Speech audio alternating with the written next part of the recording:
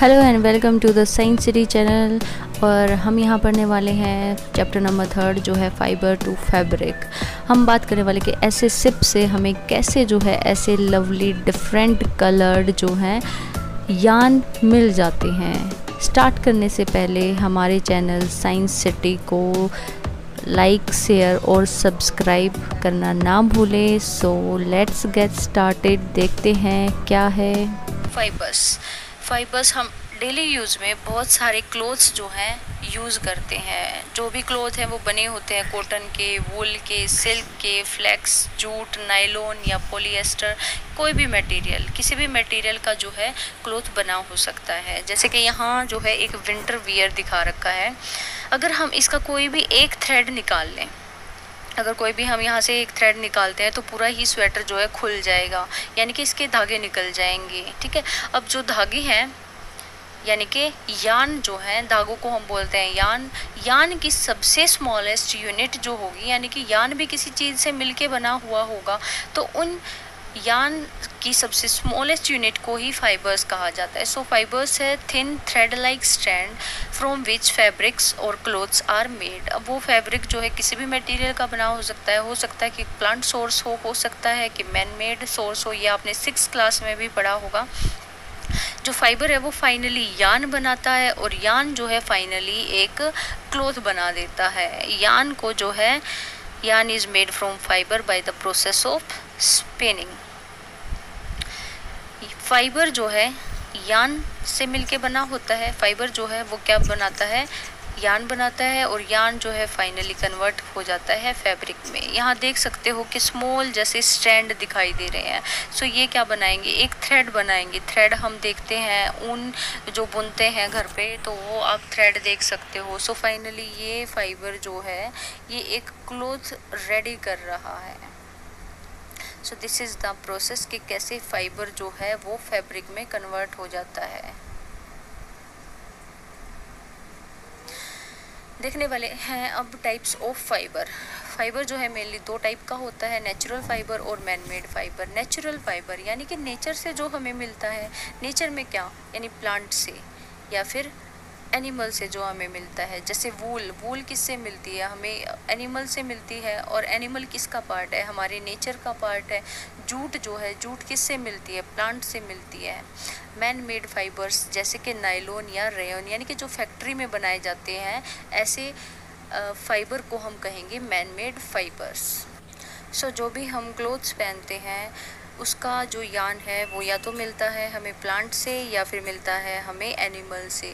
सो plant और animal से मिलने वाले फाइबर को हम कहते हैं नेचुरल फाइबर है, और इसके अलावा जो फैक्ट्री में रेडी किया जाता है उसे कहते हैं हम मैन मेड फाइबर या सिंथेटिक फाइबर। जैसे नायलॉन है, रेयन है, पॉलिएस्टर है, ये सब।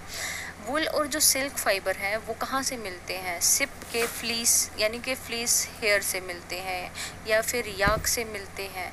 ऐसे ही जो सिल्क फाइबर की बात करें तो वो मिलता है हमें cocoon of the silk moth. एक मोथ है यानी कीड़ा है, सिल्क मोथ जिसे कहा जाता है, तो उसकी एक स्टेज होती है जिसका नाम है कोकून। तो उस स्टेज से हमें सिल्क का फाइबर मिलता है। अब बात करते हैं टाइप्स ऑफ फ्लीस के बारे में, यानी कि हेयर कितने टाइप के हैं सिप की बॉडी के ऊपर, वो बात करेंगे। अगर हम अपने बॉडी पे देखें, स्किन पे देखें, तो हमारे कुछ हेयर जो होते हैं सॉफ्ट होते हैं। लाइक जो हमारे हैंड पे हेयर्स होते हैं वो कैसे होते हैं, सॉफ्ट होते हैं। फेस पे जो हेयर्स है वो सॉफ्ट होते हैं और स्मॉल होते हैं। लेकिन हमारे हेड के जो हैं हेयर्स वो कैसे हैं, हार्ड है और लॉन्ग है। ठीक है, तो ऐसे ही जो ये सिप है इनके हेयर भी 2 टाइप्स के होते हैं। एक हेयर टाइप होता है कोर्स बियर्ड हेयर, सेकंड जो है fine soft under hair close to the skin, यानी कि जो स्किन के क्लोज में होते हैं वो हेयर सॉफ्ट होते हैं। इसके अलावा बियर्ड जो हेयर होते हैं वो होते हैं रफ यानी कोर्स। जैसे कि दिख रहे होंगे कि यहाँ जो ये हेयर हैं ये लॉन्ग है, बियर्ड हेयर है, और स्किन के पास जो हेयर होंगे वो कैसे होंगे, सॉफ्ट होंगे। The fine soft under hair provide the fiber for making wool। जो अंडर हेयर है सॉफ्ट वाले वो हमें प्रोवाइड करते हैं वूल।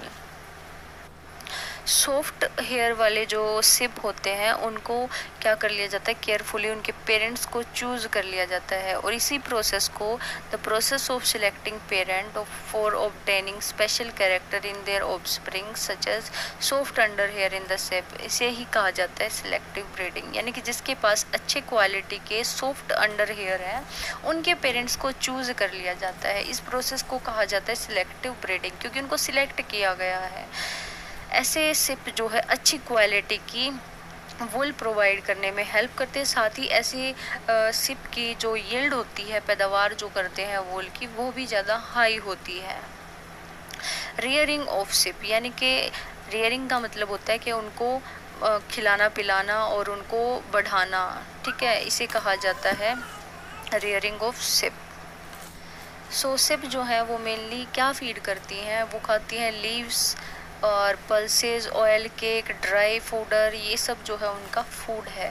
सिप्स को रियर करना जो है कहलाता है कि ब्रीड करवाना, उनको रेज करना, उनको पालना, ब्रीड करवाना, उनकी अच्छी क्वालिटी निकालना, इसे ही जो है रियरिंग कहा जाता है। सिप जो है ऑल ओवर इंडिया मिलती हैं, और किस लिए इनको रखा जाता है, to acquire the wool, okay.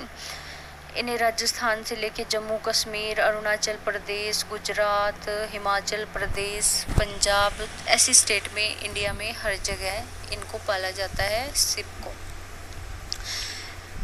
अब देखते हैं ऐसे एनिमल जो कि यील्ड करते हैं वूल को। वैसे तो हम कॉमनली जो मार्केट में देखते हैं वो देखते हैं कि सिप वूल होती है, सिप से जो मिलती है वूल वो होती है, लेकिन इसके अलावा और भी ऐसी बहुत सारी ऑर्गेनिज्म है जिनसे हमें वूल मिलती है। जैसे कि याक वूल जो है वो तिब्बत और लद्दाख से हमें मिलती है। याक जो है एक बफेलो टाइप का ऑर्गेनिज्म है, सो उससे जो है भी मिलती है वूल। ऐसे ही अंगोरा वूल है जो मिलती है हमें अंगोरा गोट से और अंगोरा रैबिट से। ये देख सकते हो अंगोरा रैबिट जो है, और इन्हें ये जो टाइप ऑफ वूल है ये हमें मिलती है जम्मू एंड कश्मीर से। The under fur of Kashmiri goat जो होते हैं वो सॉफ्ट होते हैं और उनको वोवन कर दिया जाता है फाइनली शॉल में, और ऐसी शॉल को कहते हैं पश्मीनी शॉल, जो कि कश्मीरी गोट से हमें मिलती है। ऐसे ही जो हेयर हैं कैमल के, तो उनसे भी हम वूल जो है निकाल सकते हैं। ऐसे ही ऑर्गेनिज्म है लम्मा और एल्पैका जो कि साउथ अमेरिका में मिलते हैं, तो इनसे भी वूल जो है यील्ड की जा सकती है। यानी कि फाइनली देखें तो कैसे और एनिमल्स है जिनसे हम वूल जो है लेते हैं, तो हमें वूल मिलती है याक से, अंगोरा गोट से, अंगोरा रैबिट से, इसके अलावा कश्मीरी गोट से और कैमल से, लेमा और अल्पैका से। आपको याद करना है कि याक वूल कहाँ से आती है, तिब्बत और लद्दाख से। अंगोरा वूल कहाँ से मिलती है,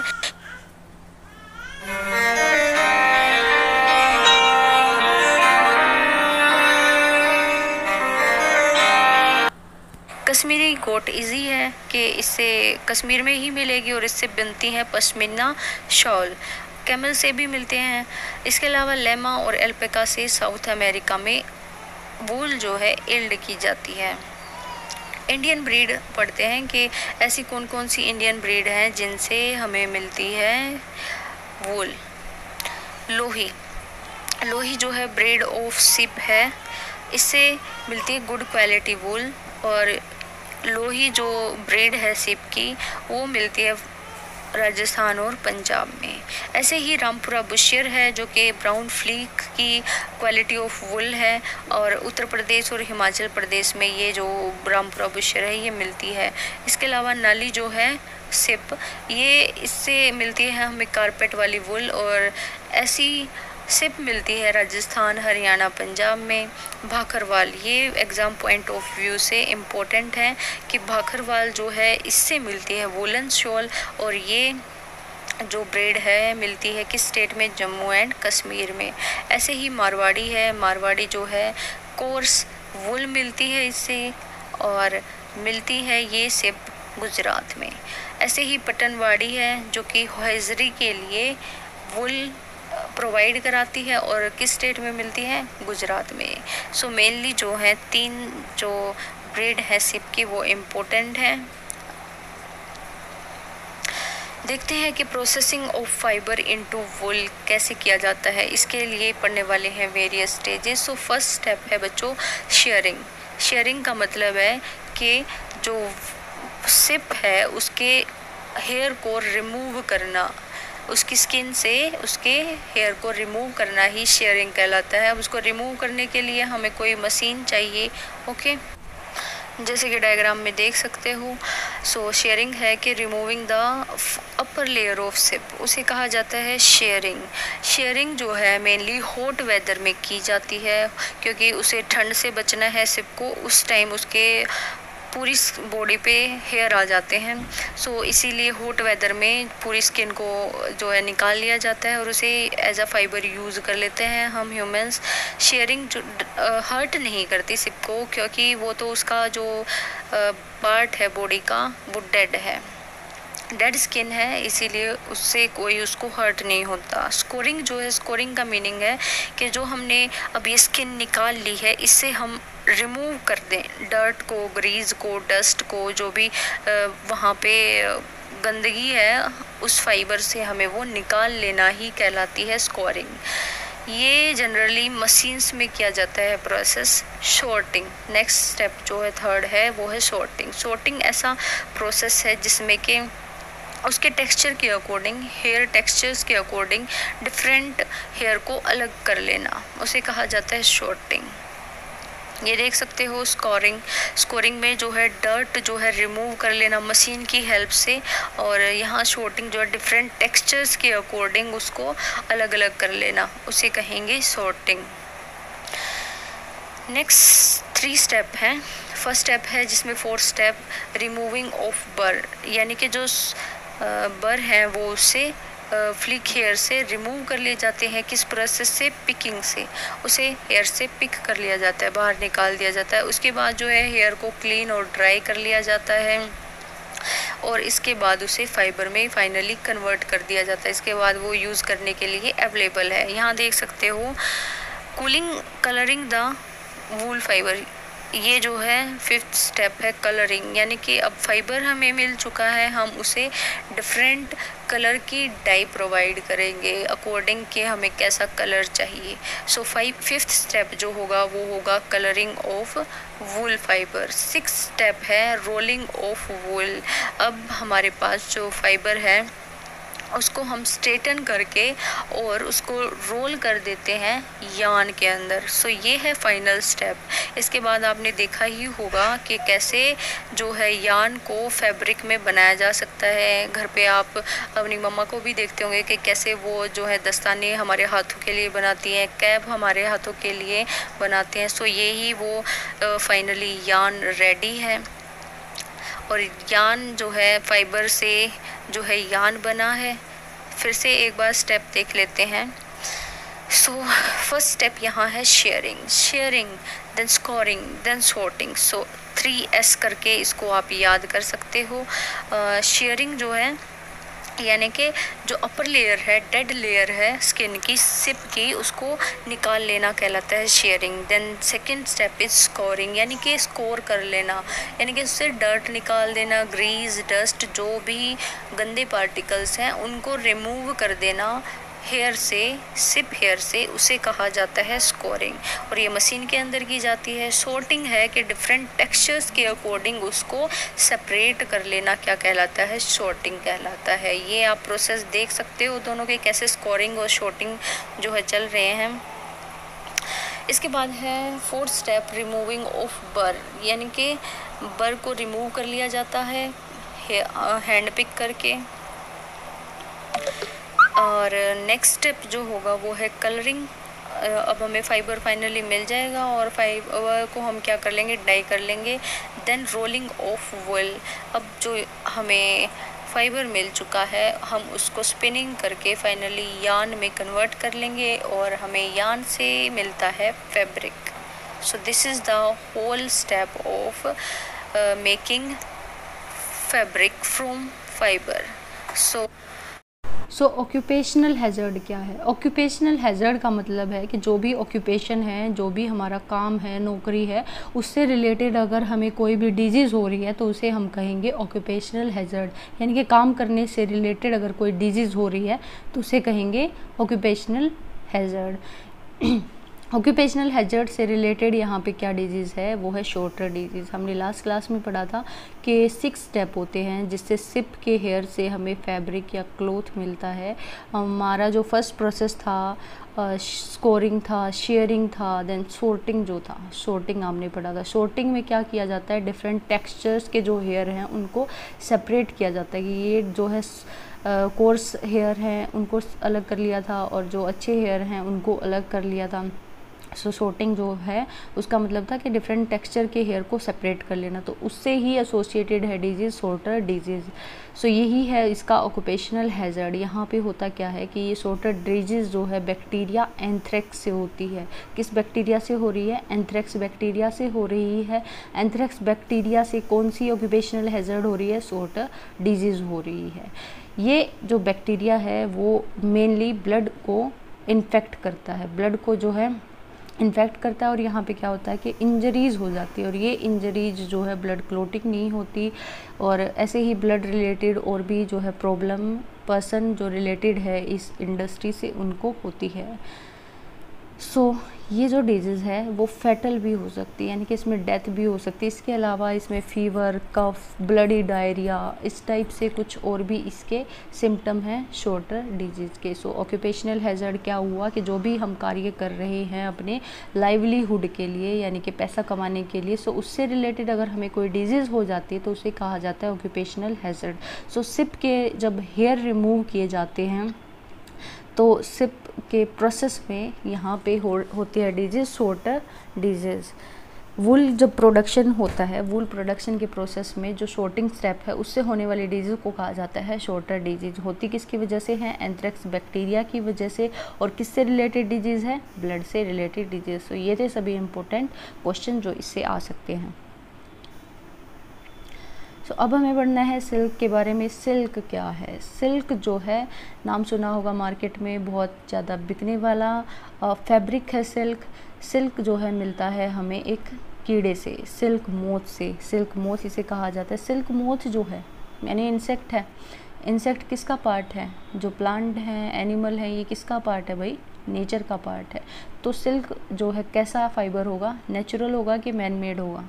नेचुरल होगा। ऑब्वियस है ना कि नेचर का पार्ट है सभी एनिमल। सो कैसा फैब्रिक होगा? नेचुरल फाइबर होगा। सो जो सिल्क है, सिल्क फाइबर है, वो कैसा फाइबर है? नेचुरल फाइबर है और एनिमल से मिल रहा है, इसीलिए हम कहेंगे इसको कि एनिमल फाइबर है। सिल्क वोम जो है वो सिल्क फाइबर को बनाता है और सिल्क बेसिकली एक प्रोटीन है और प्रोटीन जो है ये सिल्क वोम अपनी लार ग्रंथियाँ जो होती हैं, लार सलाइवरी ग्लैंड जो कहेंगे माउथ के अंदर, सो उनसे ये सिक्रीट करता है एक लिक्विड। सो जो एयर के कांटेक्ट में आने के बाद जो है हार्ड हो जाता है और सूख जाता है। सो ये देख सकते हो आप, सिल्क वोम एक प्यारा सा कीट होता है, छोटा सा कीट, और एडल्ट स्टेज है ये इसकी। एडल्ट जब होते हैं ना ये, तो ये कुछ इस तरह से दिखाई देते हैं। सो सिल्क जो है एक नेचुरल प्रोटीन फाइबर है और डिफरेंट टेक्सटाइल फाइबर में यूज़ किया जाता है। इससे फैब्रिक बनाए जाते हैं, इसके अलावा डेकोरेशन आइटम्स जो हैं इससे रेडी किए जाते हैं और भी कई कामों में जो है कारपेट में और इन सब में यूज़ किया जाता है। सो जो डिफरेंट टाइप ऑफ सिल्क है वो डिफरेंट टाइप ऑफ सिल्क वोम से मिलते हैं। जैसे बहुत सारी स्पीसीज़ हैं सिल्क वोम की, जैसे कोसा है, सार है, मूगा है। इसके अलावा जो कॉमन स्पीसीज़ है वो है mulberry silk moth. Mulberry silk moth का बायोलॉजिकल नेम होगा बोम्बैक्स मोरी। सो ये जो है एक कॉमन टाइप ऑफ सिल्क वोम है जो यूजुअली यूज़ किया जाता है। तो डिफरेंट टाइप के सिल्क को हम कैसे पता लगाएंगे? उसके क्वालिटी के अकॉर्डिंग बताते हैं कि उसमें जैसे लस्टर ज़्यादा होगी, टेक्सचर जो है, लेक्सचर जो है उसका, उसके बेस पे उसको high quality, low quality silk में डिफ्रेंशिएट किया जाता है। सो पढ़ते हैं इस सिल्क मोथ की डिफरेंट स्टेजेस। उससे पहले देखते हैं सेरिकल्चर क्या है। अच्छा, जो सिल्क के वोम हैं यानी कि सिल्क के जो कीट हैं उनको पालना ही क्या कहलाता है? सिल्क फार्मिंग या सेरिकल्चर कहलाता है। सिल्क वोम को किस लिए पाला जाता है? ऑब्वियस सी बात है, सिल्क का कपड़ा लेने के लिए। सिल्क थ्रेड प्राप्त करने के लिए, इसीलिए उसको पाला जाता है। और इंडिया में ये ऑक्यूपेशन बहुत होता है, बहुत जगह पे होता है, जैसे राजस्थान में, जोधपुर में, ऐसी जगह पे ये हो रहा है। कमर्शियल स्केल पे जो इंडिया है लॉट ऑफ सिल्क जो है प्रोड्यूस करता है, बहुत ज़्यादा अमाउंट में सिल्क जो है प्रोड्यूस करता है कमर्शियल स्केल पे। सो हम देखते हैं अभी इसकी लाइफ हिस्ट्री, सिल्क मोथ की लाइफ हिस्ट्री देखते हैं।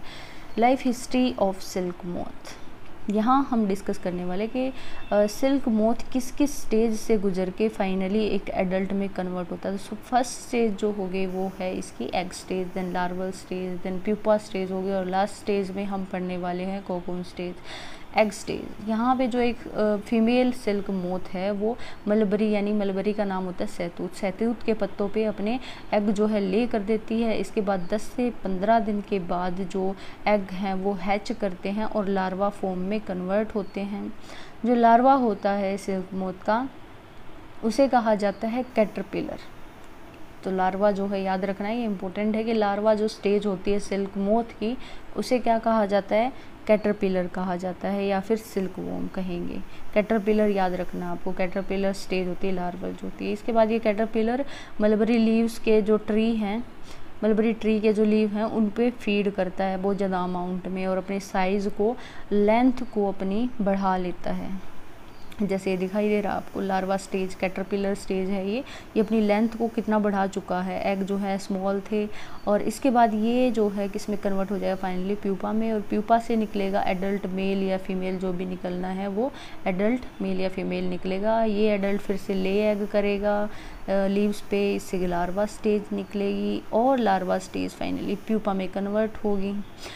सो इस स्टेज पे, प्यूपा स्टेज पे या कोकून स्टेज पे, इसको हम जो ह्यूमन है सिल्क लेने के लिए उठा लेते हैं और उससे सिल्क जो है फाइनली प्राप्त कर लेते हैं। सो देखते हैं आगे होता क्या है। नेक्स्ट जो स्टेज है, फर्स्ट स्टेज पढ़ चुके हैं एग स्टेज, देन कैटरपिलर या लार्वल स्टेज। अब है next stage pupa stage. Pupa stage में क्या होता है, जब ये नेक्स्ट स्टेज में एंटर करने के लिए अपनी डेवलपमेंट बढ़ा चुका होता है और एक नेट जो है अपनी चारों तरफ बुनना स्टार्ट कर देता है, तो ऐसी स्टेज को कहते हैं प्यूपा स्टेज।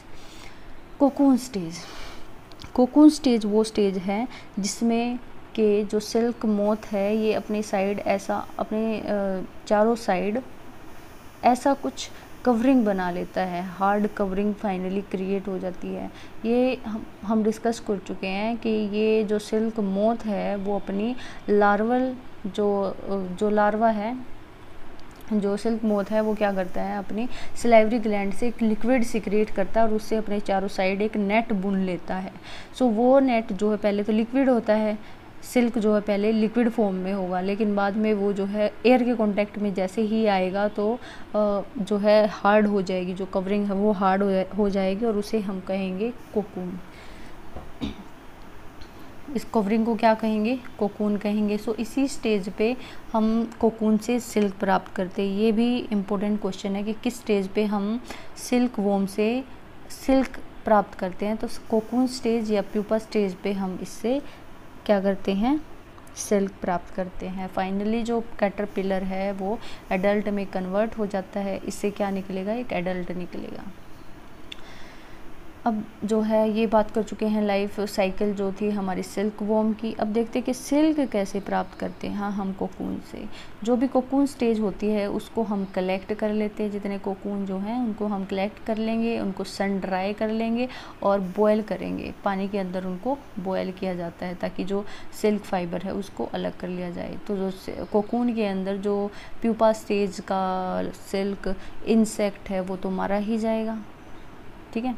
सो इसमें सिल्क फाइबर लेने के लिए कोकून स्टेज से हम उनको कलेक्ट कर लेते हैं, सन ड्राई करते हैं, बॉयल करते हैं और फाइनली सिल्क फाइबर हमें मिल जाता है। सिल्क फाइबर से जो सिल्क फाइबर है उसको सेपरेट कर लेना ही क्या कहलाता है, रीलिंग ऑफ सिल्क कहलाता है। सो इस कोकून स्टेज से जो ये सिल्क मिल रहा है इसको हम कहेंगे रॉ सिल्क, यानी कि कच्चा सिल्क। इसके अलावा the process of taking out fibre from the cocoon for use as silk is known as reeling of silk. और रीलिंग जो है स्पेशल मशीन्स पे की जाती है। इसके बाद जो है सिल्क थ्रेड बनाया जाता है और सिल्क थ्रेड बनने के बाद एक डिजायर्ड जो है सिल्क क्लॉथ हमें मिल जाता है। ये देख सकते हैं कि कैसे सिल्क फाइबर से सिल्क क्लॉथ बना रहे हैं। ये आप देख रहे हो कि ये स्टेज जो है प्यूपा स्टेज है। ये फाइनली अपने हेड को इधर उधर ऐसे करके अपने चारों साइड एक नेट बुन लेगा और इसके अंदर कन्वर्ट हो जाएगा। ये लार्वल स्टेज है। फिर ये प्यूपा स्टेज आएगी और प्यूपा के बाहर की जो कवरिंग होगी उसे कहा जाता है कोकून। सो कोकून स्टेज को कलेक्ट करके सन ड्राई करके बॉयल करके हम फाइनली इससे ऐसा फाइबर निकाल लेते हैं। यानी कि जब हम सिल्क फाइबर से सिल्क लेते हैं तो उस प्रोसेस को कहा जाता है रीलिंग ऑफ सिल्क। इससे जो सिल्क मिलेगा उसे कहा जाएगा रॉ सिल्क। अब जो ये सिल्क फाइबर है सिल्क थ्रेड में कन्वर्ट होंगे और सिल्क थ्रेड जो है फाइनली कन्वर्ट हो जाएगा सिल्क फैब्रिक में। क्योंकि सिल्क जो है काफ़ी लस्टर होता है, यानी कि चमचमाने वाला कपड़ा होता है, सो ये ज़्यादा फेमस है मार्केट में।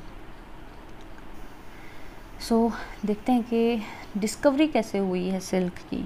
डिस्कवरी ऑफ सिल्क जो है वो चाइना में हुई है। चाइना जो है सिल्क इंडस्ट्री जो है स्टार्ट हुई है चाइना से, लेकिन इसने एज अ सीक्रेट इसको रखा 100 ऑफ ईयर्स के लिए चाइना ने इसको गुप्त रखा। लेकिन बाद में जितने भी ट्रेडर्स वहाँ गए, ट्रैवलर्स वहाँ जो भी गए चाइना तक पहुँचे, तो उन्होंने सिल्क को दूसरी कंट्रीज़ तक भी बताया कि भाई कुछ ऐसा भी है, सिल्क जैसा फैब्रिक भी है, कुछ ऐसा चमचमाता हुआ कपड़ा भी है। सो वहाँ पे जो चाइना है, चाइना में एक सिल्क रूट या सिल्क रोड से फेमस नाम भी है। एक रोड है जिसे सिल्क रोड या सिल्क रूट भी कहा जाता है, फेमस रोड है ये वहाँ का।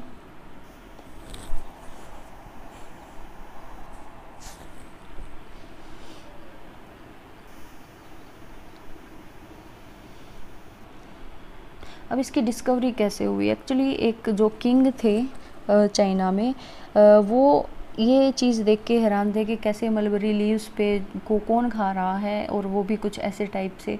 तो उनके एम्प्रेस ने पता लगाया कि कोई मलबरी लीव्स पे खाने वाला कोई कीट है जो कि सिल्क वॉर्म था। तो एक्सीडेंटली जब एम्प्रेस जो है चाय पी रही थी, तो उसकी चाय में आके वो कोकून स्टेज जो हमने डिस्कस किया, कोकून आके गिर जाता है। कोकून को वो जैसे उठाते हैं तो उससे एक फाइबर निकलता है, जैसे धागा कहेंगे, तो स्मॉल काइंड ऑफ थ्रेड जो है वो उससे खींच के निकलता है। तो इस तरह से जो है सिल्क की डिस्कवरी हुई, चाइना में हुई, और वहाँ पे एक फेमस रोड भी है जिसे कहा जाता है सिल्क रूट। सो यहाँ जो है चैप्टर हमारा ख़त्म होता है। थैंक्स फॉर वॉचिंग, और नेक्स्ट चैप्टर के लिए बने रहिए। 7th क्लास साइंस सीरीज़ का 3rd चैप्टर यहाँ पे एंड हो चुका है। Thank you for watching.